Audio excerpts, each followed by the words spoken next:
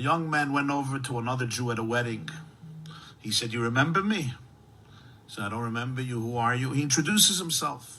He says, "You were my student. Third grade. You were my student." "Yeah. Wow, I haven't seen you in so many years. How is your life? What are you involved in?" He says, "I'm a teacher." He says, "Wow, just like me. What inspired you to become a teacher?" "What inspired me to become a teacher was you." He said, "How did I inspire you to become a teacher?" "I saw what an impact you had on me. I realized what an impact I can have on children. I decided to go into education." He said, "What type of impact did I have on you?" So he said, "I'll remind you, but I'm sure you remember the story. There was one day that one of my friends got himself, his mother or father bought him a beautiful wristwatch, and I dreamt for a watch, and I didn't afford one. So I decided to steal his watch. He had it in his pocket. I took his watch, I stole it. He came into class, he saw somebody stole his watch. He came complaining to the teacher, somebody stole his watch. So you made an announcement. Whoever took this boy's watch, please return it." I was too embarrassed and I didn't want to return it, so I didn't return it. So you locked the door and you said, "I'm going to have to line everybody up and empty their pockets in order to get back the watch." And that's what you did. And I thought to myself, this is going to be the most shameful moment of my life. And then you said, "All boys line up at the wall, but I want everybody to have their eyes closed.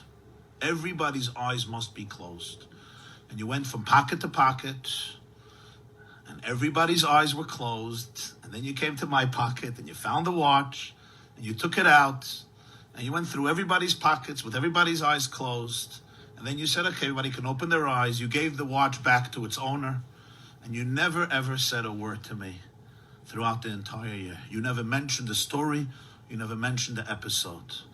And when I thought to myself how you saved my dignity that day, instead of being stereotyped as a ganev, as a thief, as a shakran, as a liar, as a no-goodnik, as a despicable child, you really saved my soul. You saved my dignity. And you never mentioned a word, not only to anybody else, not only to the owner, but even to me. It happened, it's over.